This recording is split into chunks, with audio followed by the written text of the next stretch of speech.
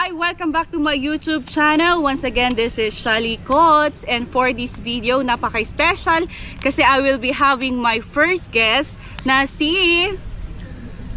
Hi guys! My name is Desty. Anong tawag mo sa mga followers mo? Wala. Hi guys lang. Hi guys, Oo. okay. So, kumusta naman, Desty? Magpakilala ka sa ating mga subscribers. Ay wow!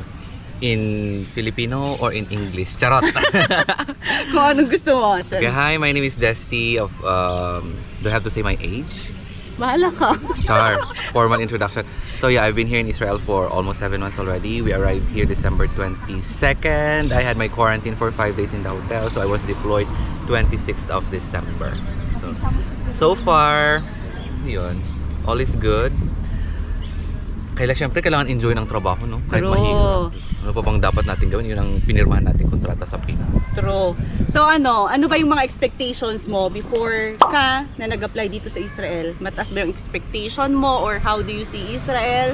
Was it met expectations? When it comes to expectation, kasi hindi ako nag-i-expect. Kasi naniniwala ako sa what you see is what you get.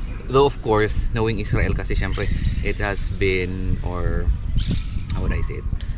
Na-mention ng multiple times sa Bible, di ba? Hindi lang siya multiple times, but 100 times. And so, basically, parang Holy Land, ganun. Pero I was very shocked when I was here. When I arrived here. Kasi nga, tawag nito, I didn't expect na ganito palang buhay dito. For example, yung off mo is, just imagine ang off mo mag-start ng Friday night and then mag-end ng Saturday night and then close ang lahat ng mga malls, walang public transportation. So, medyo nakaka-disappoint in a way.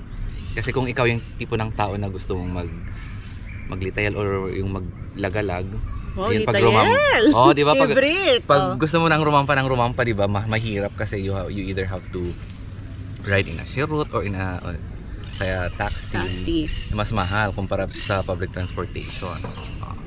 So, ayan po, sa mga incoming na applicants, at least you have an idea about sa off. So, paano pala yung off mo? Weekly ba or ano? Well, that depends kasi merong mga buwan na tawag nito.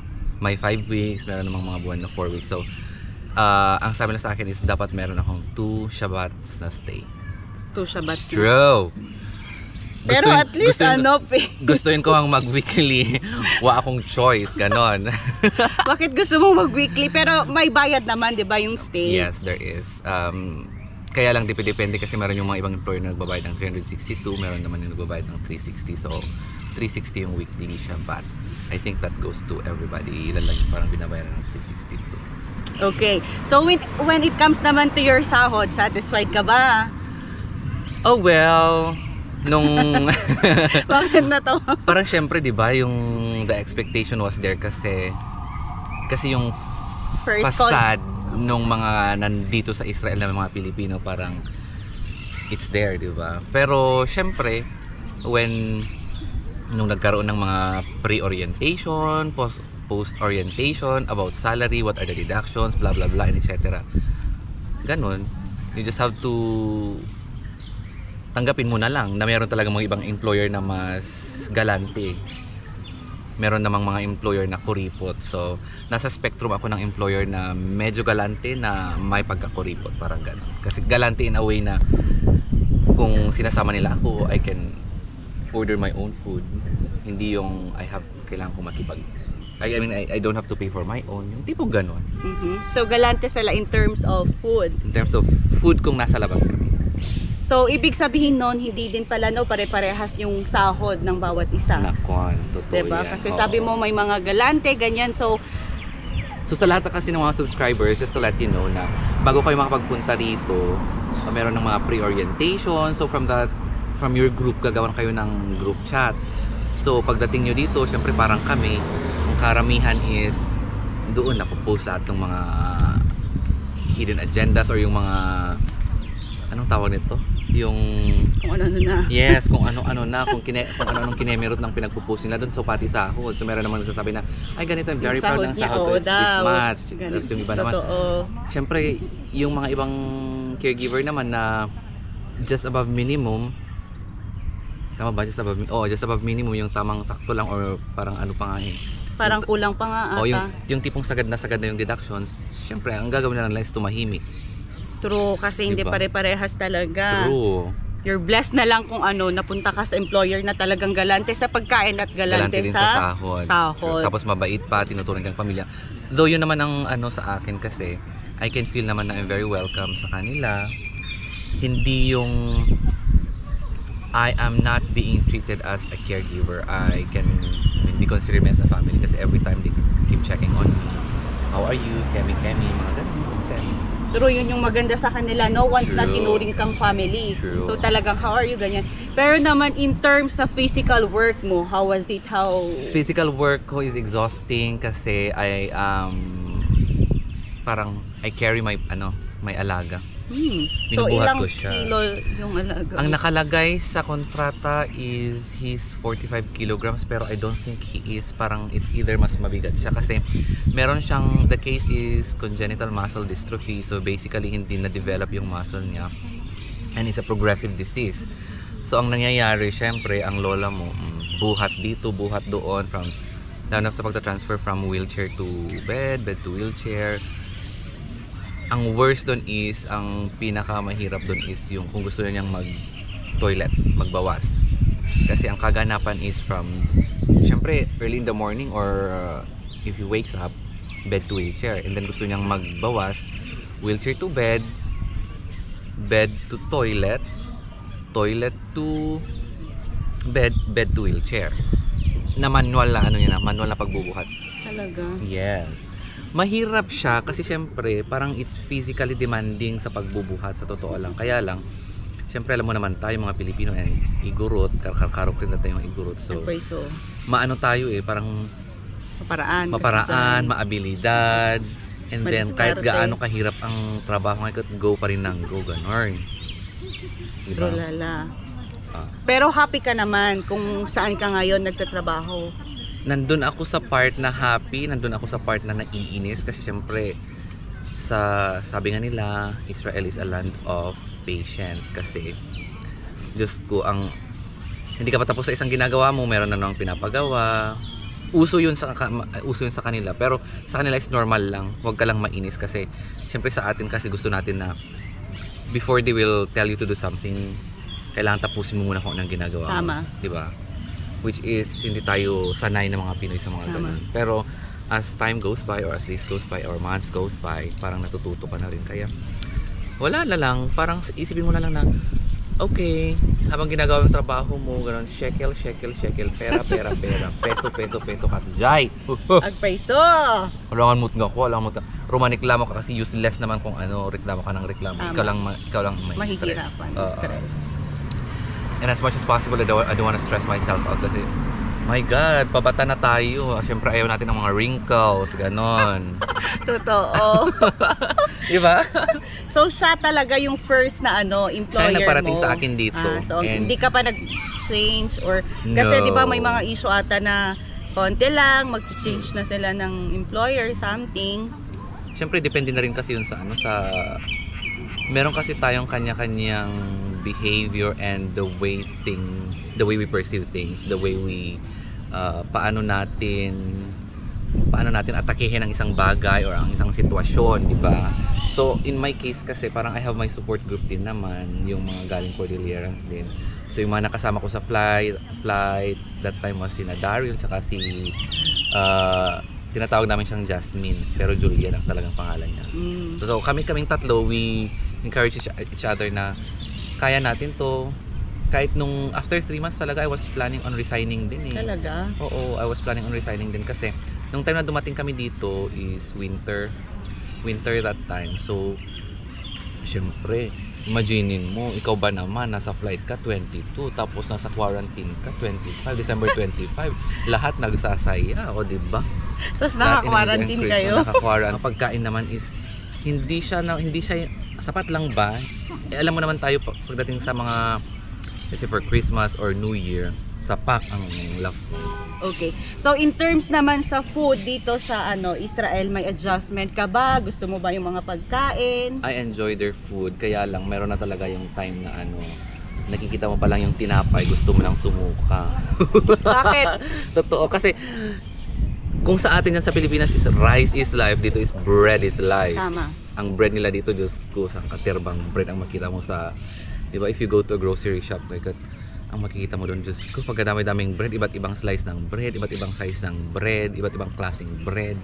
Sabi ko nga, nung una, parang I'm enjoying it, pero habang kasi bago pa, no? Oo, habang tama. tumatagal kasi, parang, hala, nasaan na yung rice, ganun. Tama. Di ba? Alam mo naman tayo, kung nagbubuhat ng isang tao, more or less, kailangan niya talaga is rice. Totoo.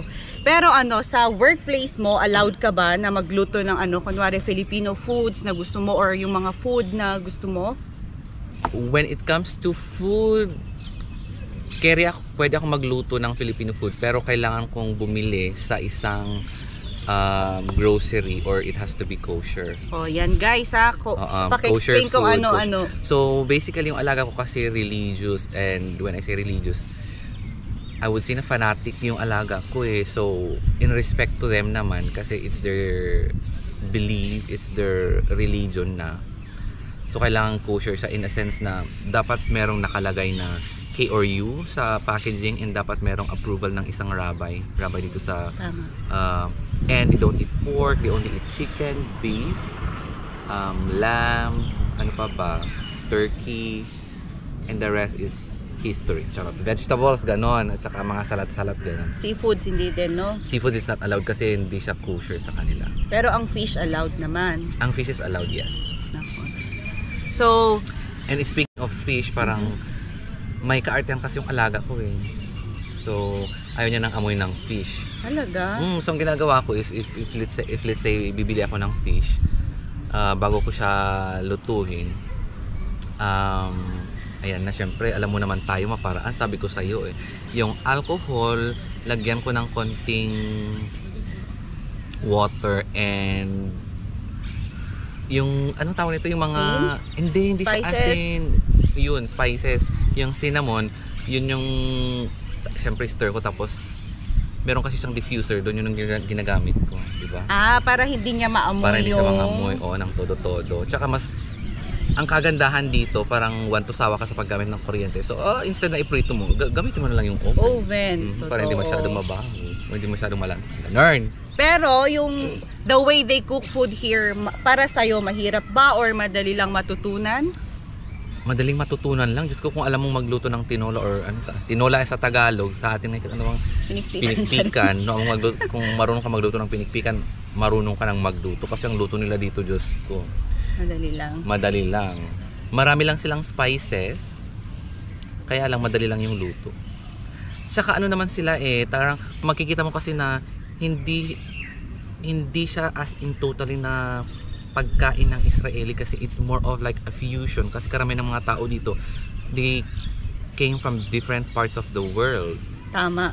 Diyan din ako kasi nung first akala ko pure na usually Israeli dito, no? Pero magkakaiba ang sa Baligayang Tikwan, tataumot lang dito yung nga pure nga Israeli nakastay.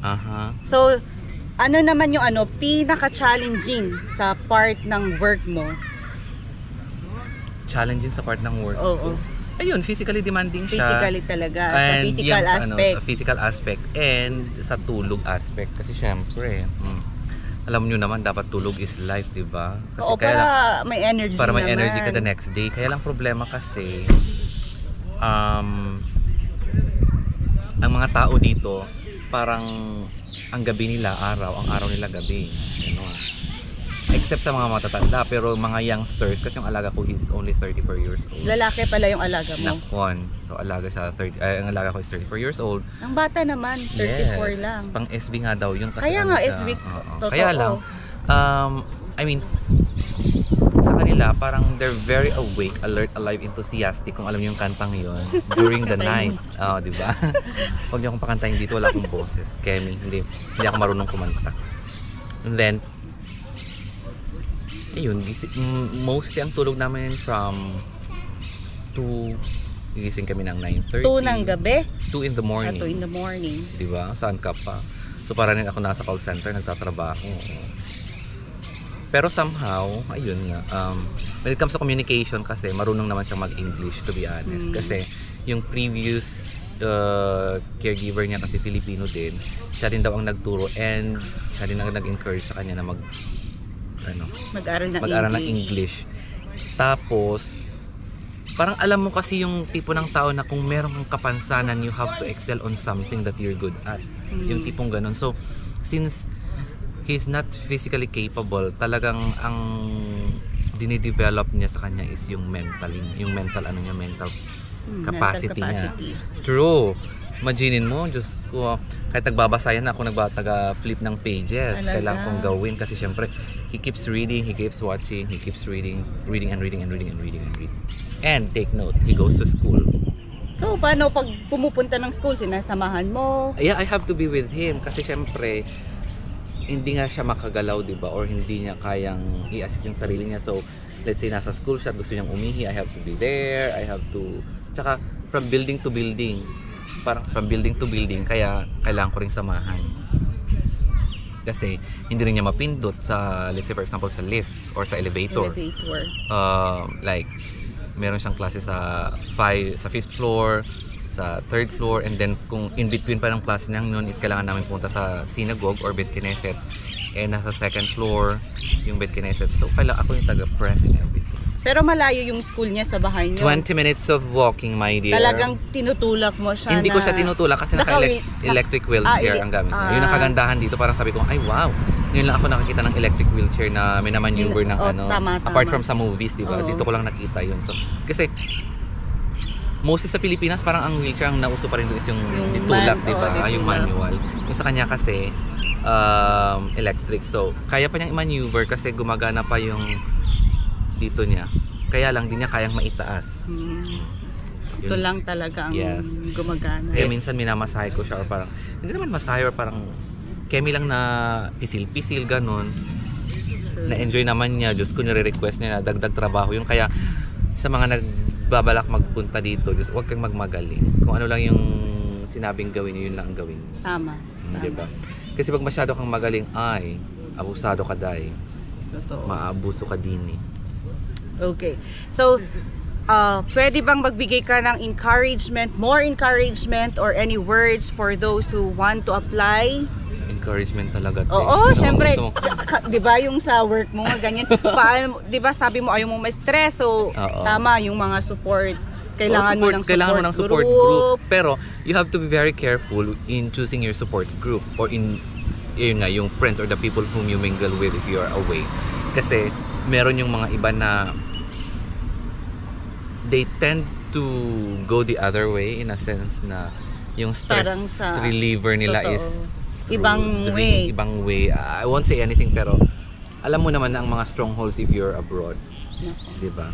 So, you have to be very careful in choosing your friends. That's very important.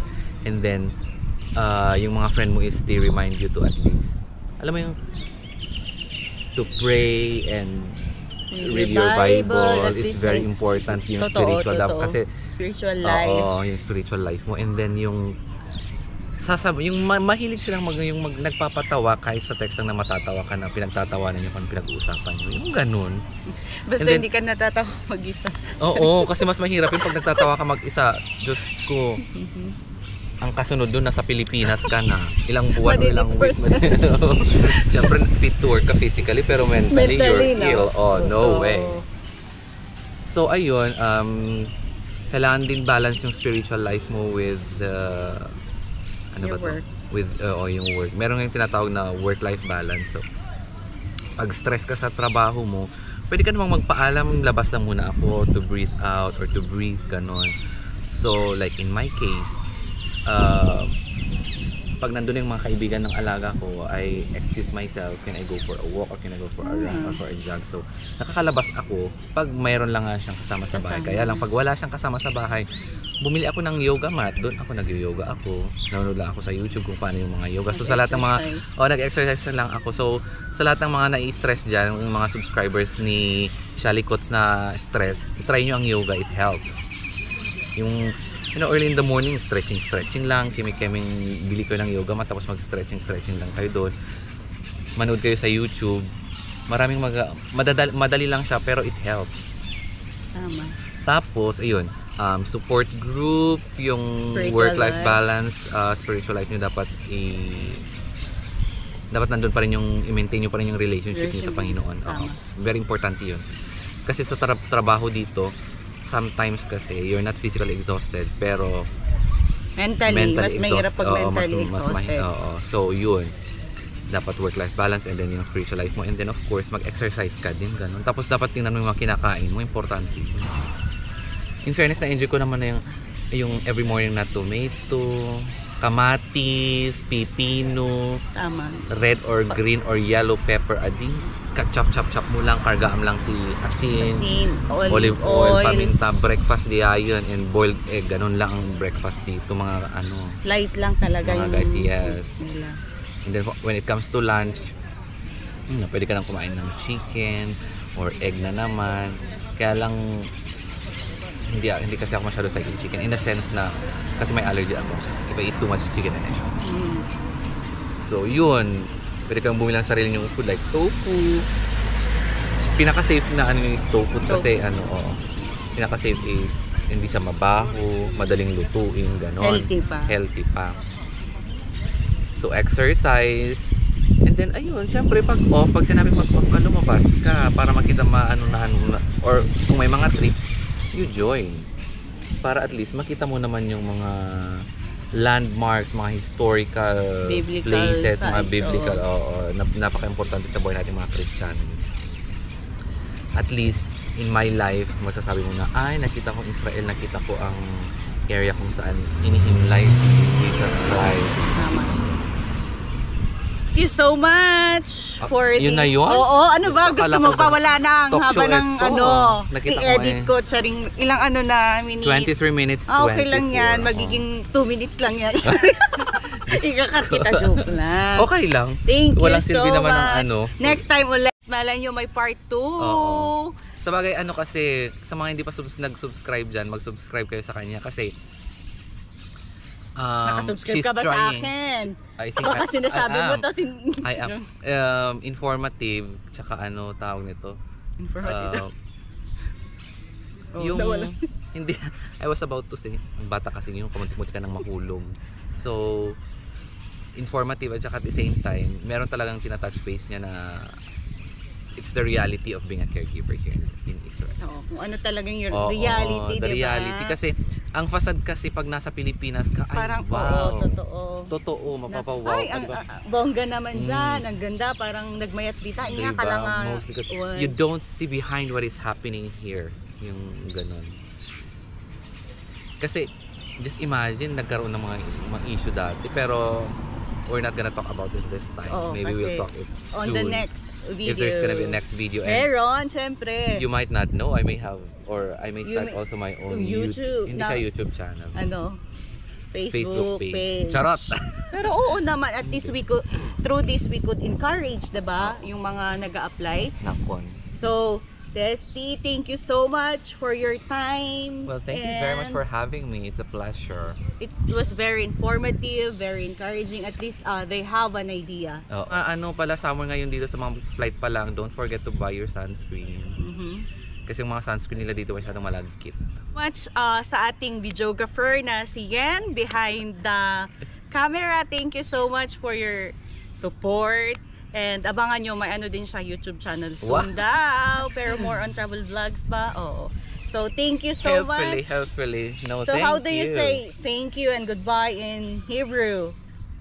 Toda raba, lihit raot. May kalahin mo yun. Thank you. So abangan nyo po yung part 2 ng interview na ito kay Desty kasi maraming siyang mga knowledge ganyan at marami pa tayong matututunan sa kanya. And please don't forget to hit the subscribe button, like and share din sa mga friends you. It might help them. Thank you. Bye!